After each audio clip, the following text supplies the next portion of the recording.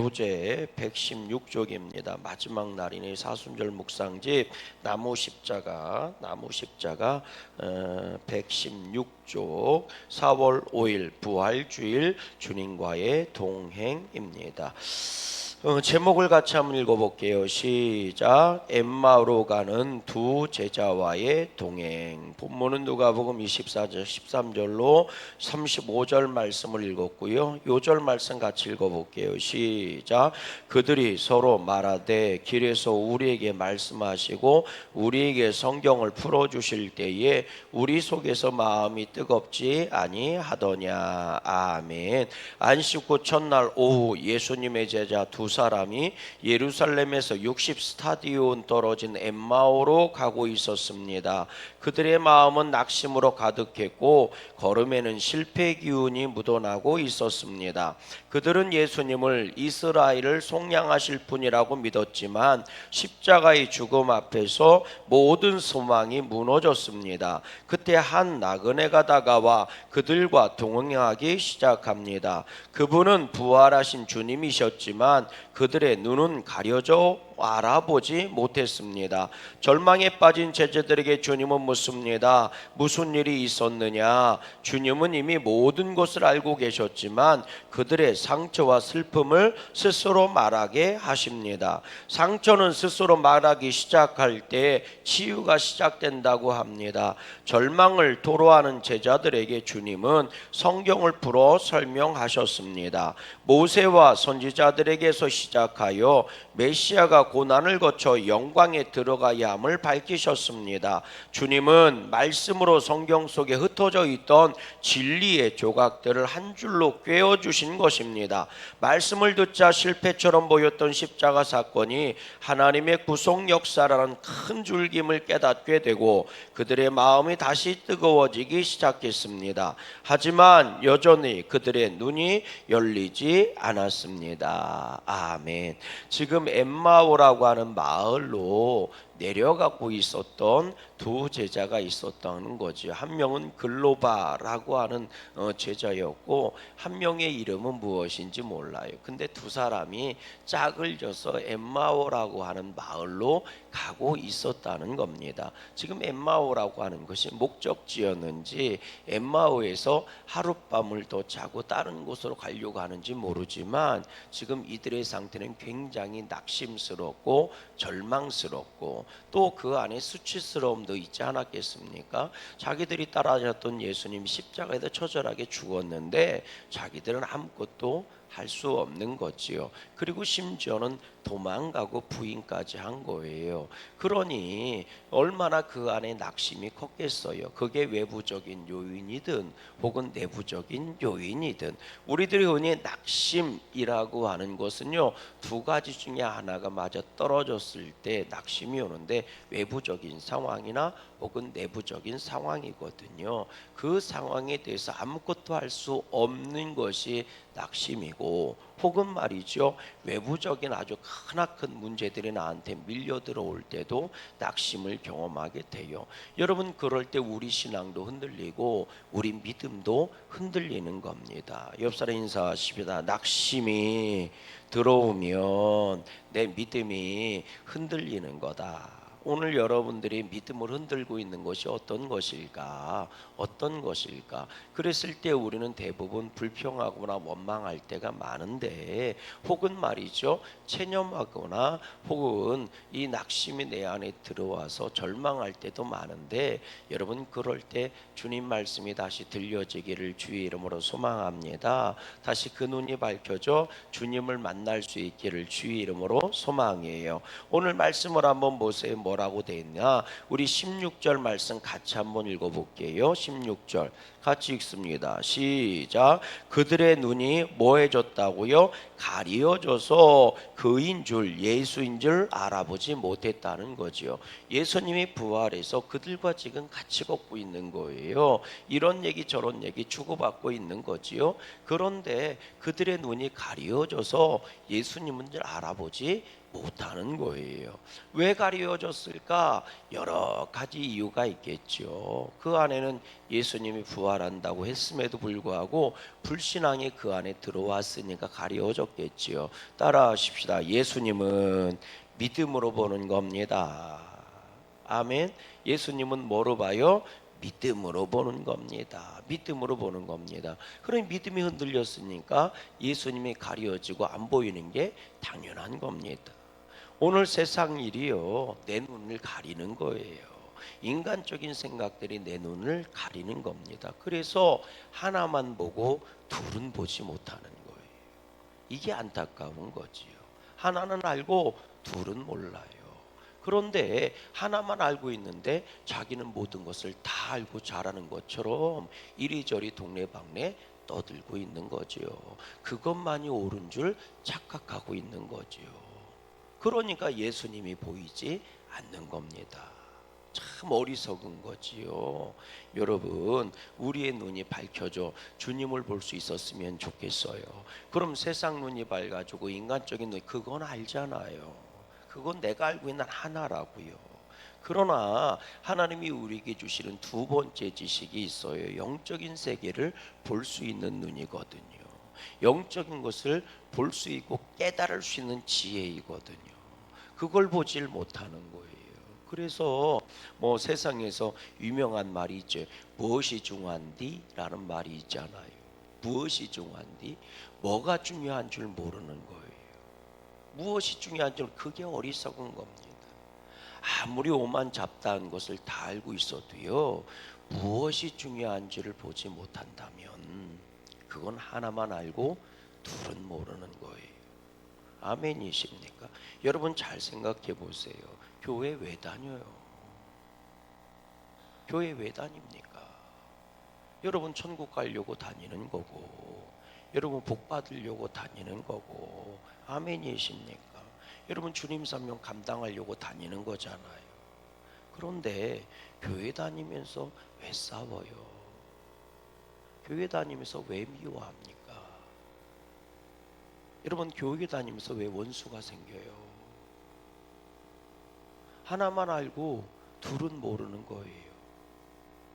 무엇이 중요한지 모르는 거예요. 왜 다니냐고요? 원수 지으려고 다니느냐고요? 교회 왜 다녀요? 미워하려고 다니느냐고요? 그러면 미워하고 있는 내가 문제가 있는 거지. 깨달아지십니까? 교회를 다니면서 원수 짓는 내가 문제란 말이에요. 그러면 나를 볼 줄 알아야지. 왜 미운 놈만 보이고 왜 원수 덩어리만 보여요? 원수를 보려고 교회에 오는 게 아닌데 내 눈에 자꾸 원수가 보이면 내가 문제가 있는 거지. 그 원수 덩어리라고 생각하는 그 사람도 너하고 원수 짓고 싶어서 교회에 오는 게 아니란 말이에요. 복 받고 싶어서 오는 거지. 아멘이십니까? 그걸 어리석다고 얘기하는 거예요. 그런데 그 미워하는 마음을 가지고 온 세상에 떠들고 돌아다니는 거예요. 내가 왜 저를 미워해야 하는지, 저를 미워하는 이유가 뭔지 자꾸 변명을 늘어놓기 시작하는 거예요. 그거는 교회를 잘못 다니고 있는 겁니다. 아멘이십니까? 이렇게 얘기하면 화를 내요. 내가 뭘 잘못했느냐고. 아니요, 교회를 잘못 다니고 있다고요. 그 사람이 미운 짓을 한 거를 맞다 틀리다라고 얘기하는 게 아니라 지금 그대가 교회를 잘못 다니고 있다고 얘기하는 거라고요. 깨달아지십니까? 아니 목욕탕을 왜 가요? 씻으러 가는 거잖아요. 그럼 씻고 오면 되는 거지. 아멘이십니까? 씻을 생각은 안 하고 씻고 오지는 않고 더 큰 때만 붙여온다면 그게 어리석은 사람이라고요. 그 때를 닦으러 갔는데 거기에 원수가 있든 미워하는 놈이 있든 그게 뭔 상관이요. 그냥 목욕하고 오면 되지. 목욕탕을 왜 가? 무엇이 중요한디? 목욕하는 게 중요하지. 아멘이시죠? 원수 덩어리가 사우나에 들어가 있든 온 땅에 들어가 있든 낸 땅에 들어가 있든 빨개 벗고 들에 누워 잠을 자고 있든 그게 무슨 상관이냐고. 그대가 목욕탕을 강권 목욕하러 갔으니까 목욕하고 오면 되잖아. 맞지요? 교회 왜 와요? 예배 드리러 오는 거고 복 받으려고 오는 거고 회개하려고 오는 거고, 그럼 그거 하고 가면 되는 거요. 그런데 엉뚱한 내 정신이 팔려 있다고요. 그걸 얘기하는 거라고요. 그놈이 원수 덩어리가 아니라는 얘기를 하는 것도 아니고, 그놈이 미운 놈이 아니라는 얘기를 하는 것도 아니라고요. 네가 지금 목적을 잃어버렸다고 얘기해 주는 거라고요. 아멘이십니까? 여러분, 예수님을 따라다녔으면 믿음이 그 사람을 지배해야 되는데, 그러면 주님이 부활한다고 했으면 부활할 줄 알고 기다리면 되는데, 믿음이 흔들리니 눈이 가려진 거예요. 그러니 부활하신 주님이 찾아와도 보이지 않는 거예요. 아멘이십니까? 오늘 우리의 믿음이 흔들렸으니 예수님이 안 보이고 미운 놈이 보이는 거예요. 깨달아지십니까? 그러니까 이 안에 부활하신 예수님 먼저 만나세요. 계속해서 보십시다.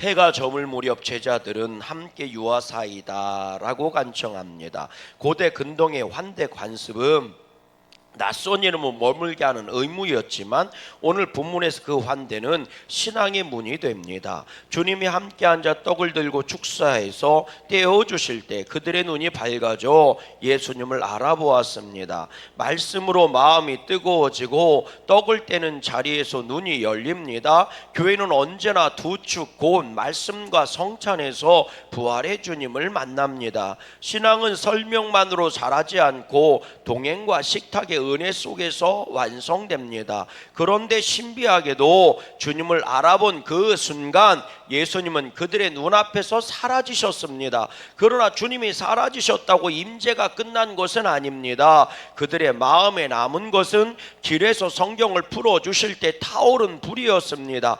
은혜는 흔적을 남기고 그 흔적이 발걸음을 돌립니다. 그들은 즉시 밤길을 무릅쓰고 예루살렘으로 되돌아가 제자들에게 이 사실을 증언했습니다. 낙향의 길이 증언의 길로 바뀌었습니다. 부활의 주님을 만난 사람은 세상으로부터 도망하지 않고 복음의 자리로 돌아갑니다. 아멘. 여러분들 오늘 말씀 또 읽어보세요. 뭐라고 돼 있나? 우리 본문 말씀 우리 27절 말씀 한번 읽어보세요. 27절입니다. 27절 시작. 이에 모세와 모든 선지자의 글로 시작하여 모든 성경에 이른바 자기에 관한 것을 자세히 뭐 하셨다고요? 설명하셨다. 이렇게 얘기합니다. 그런데도 여전히 그들이 몰라보는 거예요. 그리고 나 30절 말씀 읽어봐요. 시작. 그들과 함께 음식 잡수실 때에 떡을 가지사 축사하시고 떼어 그들에게 주시니 31절 그들의 눈이 뭐해서 밝아져. 그랬더니 어떤 목사님이 그래요. 먹어야 보이나비요. 그렇게 먹어야 보이나비요.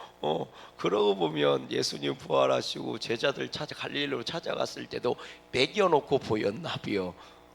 그리고 또 엘리사 얘기하면서 먹어야 보이네비요. 이렇게 얘기해요. 먹으니까 눈이 밝아졌대. 따라하시다. 그러니까 먹는 것도 중요한 거요. 많이 열심히 드시면서 믿음 생활 잘 하시기를 주의 이름으로 소망합니다. 자, 여하튼 그게 중요한 게 아니고 그들의 눈이 밝아져 예수님인지를 알아들어봤다는. 근데 여기서 기가 막힌 게 이제 요 얘기지요. 자, 우리 31절 말씀 다시 읽어봐요. 시작. 그들의 눈이 밝아져 그인 줄 알아보더니 예수는 그들에게 뭐하자 보이지 아니하신지라. 예수님이 또 갑자기 보이지 않아요. 부활하셨는데 같이 식사를 하셨는데 갑자기 눈이 또 뭐예요? 눈에 보이지 않아요. 한순간에 호련히 사라지신 거예요. 아멘.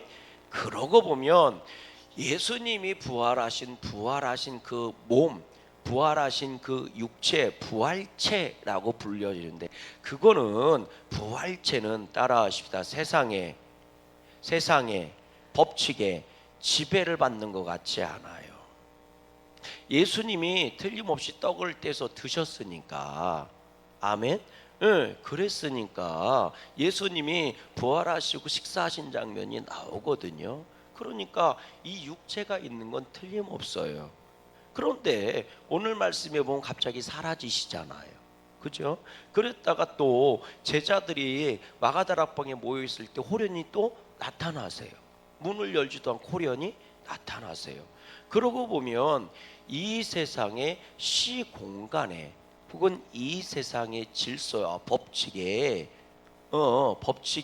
이 뭐예요? 적용을 당하시는 것 같지가 않아요. 그러니까 부활체지요.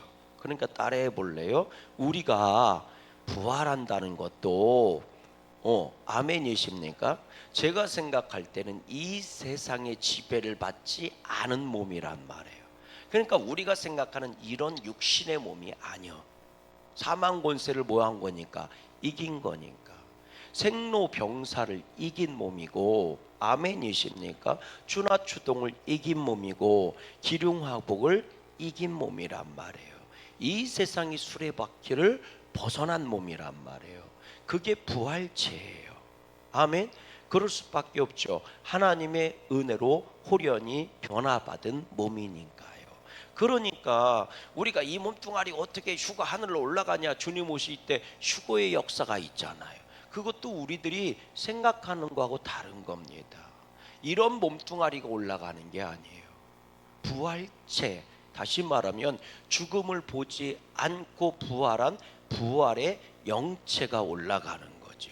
아멘이십니까? 다시 말하면 하늘의 질서의 지배를 받는 하늘에 속한 몸이란 말이에요. 그래서 가만 보면 예수님이 육신의 특성도, 이런 육신의 특성도 가지고 있고 육신이 벗어난 영적인 특성도 가지고 있어요. 그러니까 영과 육이 일체가 되는 거죠. 그걸 보고 우리는 부활체다 혹은 영성체다 이렇게 불리는 거예요. 우리들이 알고 있는 이런 세상의 지배를 받고 있는 몸하고는 다른 거죠. 물론 성경에서 우리가 알 수 있는 사실은 요 정도까지입니다. 그런데 백날 얘기해도 설명이 되겠어요, 안 되겠어요? 안 돼. 따라해 보세요. 우리의 믿음은 머리로 아는 게 아니라 경험해서 아는 겁니다. 그러니 그날과 그때도 우리는 경험하게 될 것이고, 그리고 이해할 수 있게 되겠지요. 마치 얼굴에서 수건을 거두어 버리는 것처럼 분명히 보아 알게 되겠지요. 아멘이십니까? 그날을 사모하시기를 주의 이름으로 소망합니다. 자, 여하튼 식사를 하는데 이들이 주님인 줄 알아봤는데 주님은 더 이상 보이지 않아. 근데 이들의 얘기를 들어보세요. 그들이 뭐라고 얘기했는지 한번 32절 말씀 읽어보세요. 시작. 그들이 서로 말하되 길에서 우리에게 말씀하시고 우리에게 성경을 풀어주실 때 우리 속에서 마음이 뭐하지 아니하더냐? 뜨겁지 아니하더냐. 자, 그럼 주님이 하신 말씀이 뭐였느냐? 25절부터 읽어보세요. 25절부터 시작. 이르시되 미련하고 선지자들이 말한 모든 것을 마음에 더디 믿는 자들이요. 자, 마음에 더디 믿는 누구의 말을? 선지자의 말한 것을 마음에 더디 믿는 자들이요. 그걸 주님은 말했어요. 미련한 자다 이렇게 얘기했어요. 듣고도 깨닫지 못한다. 더디 믿는다. 다시 말하면 우리가 아는 것은 뭐에 대해서 아는 거예요? 믿음이라는 거예요. 아멘. 여러분 잘 들어보세요. 미련하고 선지자들이 말한 모든 것을 마음에 더디 믿는 자들이요. 우리가 가지고 있는 믿음의 지식은 세상에서 배워서 하는 산수국어 영어 이런 지식이 아니요, 인생에 살아가는 이런 지식이 아니란 말이에요. 우리의 지식은 믿음이란 말이에요. 아멘. 그래서 너희는 믿음이 없으면 뭐가 되는 거예요? 미련한 자가 되는 거예요. 믿음이 있으면 뭐가 되는 거예요? 지혜로운 자가 되는 거예요. 자, 또 읽어보세요. 26절 시작. 그리스도가 이런 고난을 받고 자기의 영광이 들어가야 할 것이 아니냐 하시고, 그 다음 이에 모세와 모든 선지자의 글로 시작하여 모든 성경에 쓴 바 자기가 하는 것을 자세히 설명할 때에 제자들의 마음이 어땠느냐? 뜨거웠다. 그 말씀을 듣고 뭐 했다? 뜨거웠다.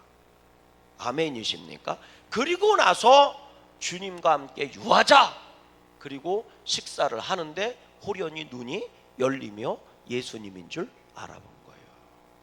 뭐로부터 시작한 거예요? 말씀을 듣고 뜨거워지고 깨달아지는 것부터 시작했다. 그리고 나서 주님이 보인 거예요. 근데 주님이 육신의 눈으로 보여요, 안 보여요? 안 보이는 거예요. 믿음으로 볼 수 있게 해주신 거예요. 말씀을 듣고 깨닫고 말씀이 믿어지는 거예요. 그랬더니 주님이 보이는 거예요.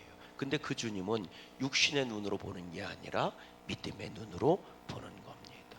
부활도 믿음으로 보는 거예요. 부활도 믿음으로 보는 거라고요.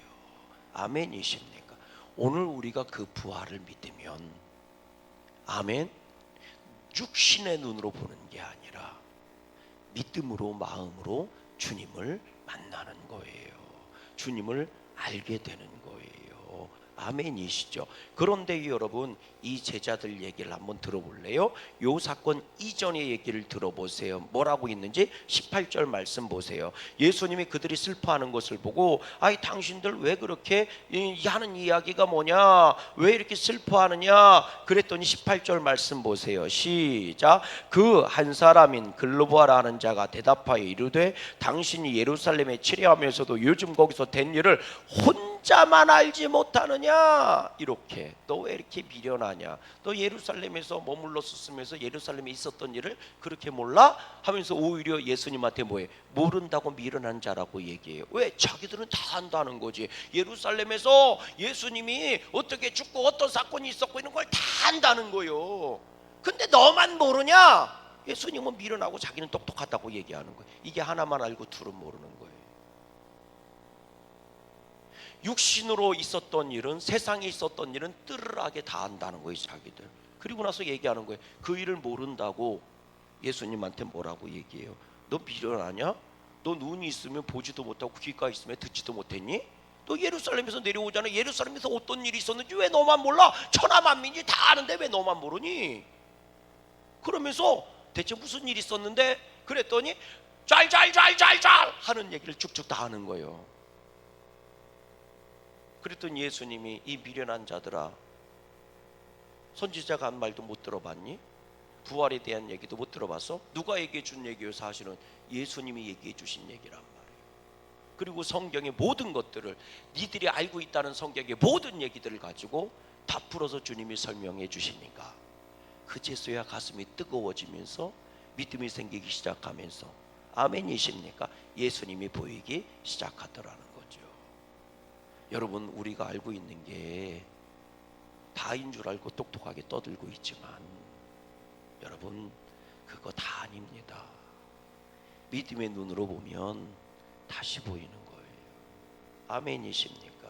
그런데 우리들은 인간의 상식과 세상의 상식에 매여서 자꾸 사람의 소리가 옳은 줄 알아요. 내가 동의하는 게 옳은 건 줄 알아요.